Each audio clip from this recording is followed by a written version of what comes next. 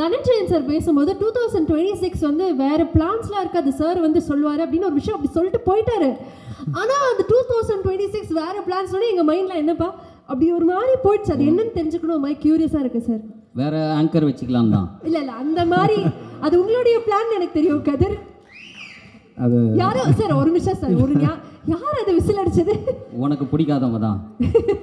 அது நியாயமே கிடையாது சார். அது அரசியல் தான் அப்படின்னு நீங்கள் நினச்சிட்டு இருப்பீங்க இல்லையா? அது கிடையாது. அதெல்லாம் இல்லைங்க. எனக்கு அரசியலெல்லாம் இப்போதைக்கு ஆர்வம் இல்லை. அது வேற ஒரு பிளான். இப்போ நிறைய யங்ஸ்டர்ஸ்க்கு வந்து ஆப்பர்ச்சுனிட்டி கொடுக்கறதுக்காக நான் வந்து தேடி தேடி இப்போ இன்ஃபேக்ட் நம்ம ரோமியோ டைரக்டர் விநாயக்கெல்லாம் நான் தான் கால் பண்ணி கூப்பிட்டேன்.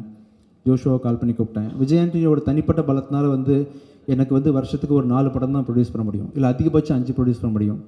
பட் இன்னும் நிறைய பேருக்கு உதவி பண்ணணும், நிறைய புது புது இயக்குநர்களை ஊக்குவிக்கணும், நல்ல நல்ல கண்டென்ட்டை நிறைய லாங்குவேஜஸில் கூட ப்ரொடியூஸ் பண்ணணும்னு ஆசை இருக்குது.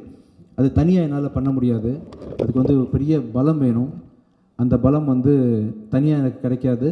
அது விஜயாண்டி ஃபிலிம் கார்பரேஷன் வந்து பப்ளிக் லிமிட்டடாக மாறினா தான் கிடைக்கும். அப்படின்றதுனால 2027 வந்து விஜயாண்டி ஃபிலிம் கார்பரேஷன் வந்து பப்ளிக் லிமிட்டடாக மாறப்போகுது. தேங்க்யூ.